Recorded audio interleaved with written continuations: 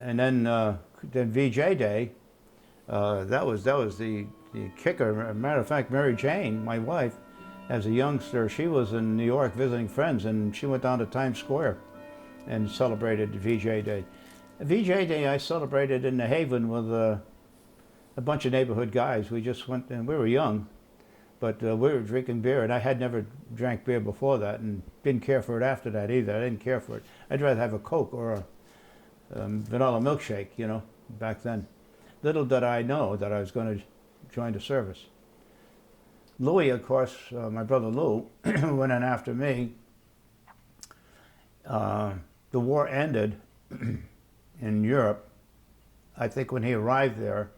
And then, of course, August 8th, 1945, I think the war ended in Japan. We dropped the first atomic bomb on Hiroshima. And the second one was dropped at Nagasaki, I think around August 6th. And the Japanese still did not surrender.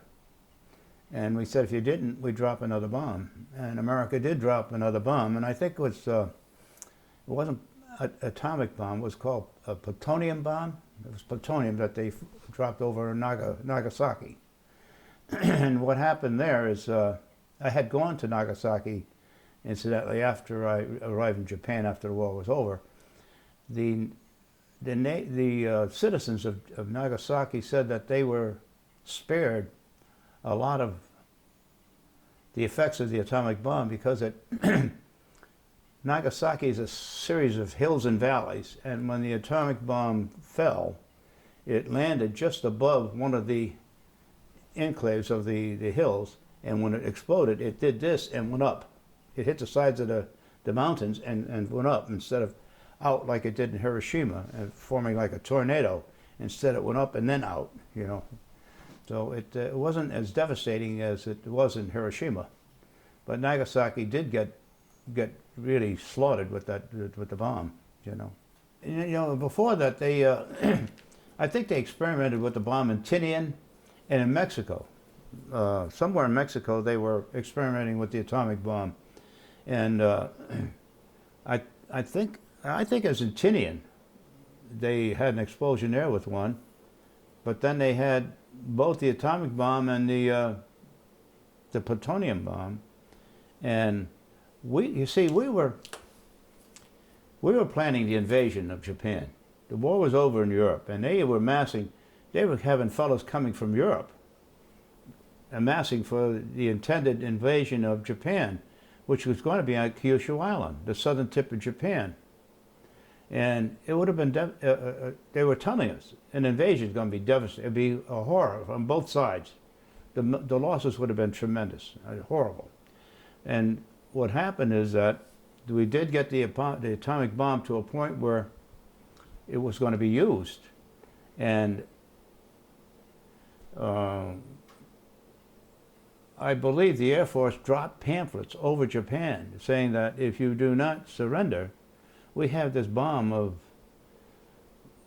devastation that could create devastation and at such that you can't even describe. We don't know. It's a horrible bomb. It'll annihilate you. Surrender. If you don't surrender, we will drop this bomb. Well, the Japanese told the populace, well, don't believe that. That's just American propaganda. They don't have any kind of bomb like that. It's impossible. They don't have it. Don't worry about it. So they wouldn't surrender. So Truman said, drop the bomb. Save lives on both sides. But as it turned out, it was horrendous. I mean, Hiroshima, what happened to Hiroshima was just unbelievable. It just flattened it. And a couple of them described it. They said they thought the sun fell. They said they could hear a swish, and then all of a sudden they heard a loud explosion, and it looked like the sun had fallen. It was so light and so far out that it was like the sun falling to the earth, is how they described it. And the heat that came from it. They say that people that were within a mile of it were incinerated. It burnt everything in sight. So hot. I mean, metal and everything just melted and twisted, you know. It was just unbelievable to see how a roof would go off a building and yet the other structure would. I don't understand how that happened. But some of the engineers said what happened is that the rush of air, when the doors were open, and would rush right through there and blow the roof right off. It just, like that, blow the roof. That's how you had these skeletons, they called them skeletons. Yeah, it was amazing. Yeah, they say the force of the air, the concussions were unbelievable. Unbelievable. Oh yeah. Unbelievable. To give you an idea how Nagasaki was, you see the terrain like this? It went off in the valley like that and went up. Yeah. It's amazing how it just blew out the windows and things, you know, and just, it's like that tornado that went through here in Hampton, you know? It's the way it was. And blew things, you know, so far away from their original positions. Yeah. Boy. The second bombing, they were supposed to bomb a city called Kokura, a heavy industrial area, but Nagasaki was a secondary location. Because of the low ceiling, cloud ceiling in Kokura, they bombed an alternate target, which was Nagasaki. But initially they were supposed to bomb Kokura. When I landed in Yokohama, and were put on a train to go to Fukuoka, we did go through Hiroshima. But for the most part, our troop train, the shades were drawn. As most convoys are in the military and on trains, you know, generally when there was any troop movement, the shades were drawn. They didn't want anybody to know, but the war was over. But what they did with us, for some reason, they told us later that that shades were drawn primarily because the Japanese would throw rocks and stones at us. So they didn't want them to know there was American personnel on the trains that they were going through. So they had the shades drawn. But when we did go through Hiroshima, of course, like I said, the shades were drawn, and some of us pulled the shade aside to look out, you know, and you could see it was just plain. Just everything was demolished, almost as far as your eye could see. When I got a trip to Nagasaki, yeah, when I went there were all kinds of scientists, all kinds of research personnel from agriculture, medicine, industry, you name it, and they were all there in their fields, you know, and they were interviewing the personnel that were exposed to the atomic bomb. The medical personnel were treating the people with atomic burns, and they didn't know what to treat them with, so they're experimenting with treatments and then recording the treatments and the progress and the complications. It was a learning process for the medical personnel, for the farming industry, and for civil engineers, for the destruction that was caused by it. And it was, you know, it was something, it was a bomb that was going to create conditions that were unknown to human beings at the time. And everybody was curious as to the effects and how to deal with the effects of the bomb.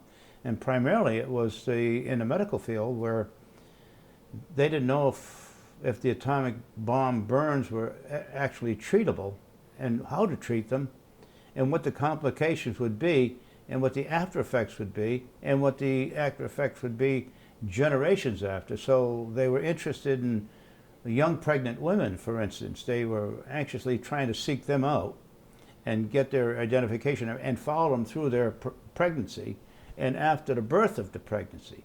But not only then, but they wanted their children to be followed. And then when they married and had children, to see how it would affect them another generation past. How those researchers worked out, I don't know. But everybody was there researching the effects of the bomb on their particular areas in their fields, you know, of science or agriculture or whatever the case may have been, you know. But it was I'm sure we exploded some test bombs. We did in Tinian before the war too, but they didn't actually know the real effects of the bomb until Hiroshima, which was devastating. And that was amazing, Mike. All the research people that were there, they were from all works of life, you know, manufacturing, everything. And they were mostly interested in the concussion, in the waves, you know, how far the waves went and how it affected people. And the burns. You see the burns, they weren't like, you know, you ever see a first and second degree burn? These were like, they call it like keloid. They were raised, and they're trying to figure out how to treat them, what salves to use and what material to treat it with. I was very interested too in all the research that was going on, you know, and what they were finding out, but they weren't telling anything. They're saying we're still gathering information. We're still gathering information. Do you have any information? Do I have anything to give them? You know, what's your experience? I said, nothing yet. I just arrived here. You know, yeah. They had an exposure meter tape, and I didn't go within. I don't think within 5 miles of the drop zone. And when your tape started to turn, you got rotated. But all we did was. Just patrol the perimeter, just the perimeter of the area. You couldn't go into anywhere near what they call the hot zone, you know. The radiation was that hot. What the hell? Red to green or green to red? I forget what you could see it sort of turning color. It turned almost like a purple, you know. So then you rotated. The fellows that went in, they had the hazmat, whatever you call it, outfits. I mean, they had the headgear and the radiation repellent outfits, I guess, for what they had at that time. You know, they looked like spacemen, actually. But if you compare them to today's regalia or whatever they wear, you know, they almost look like spacemen.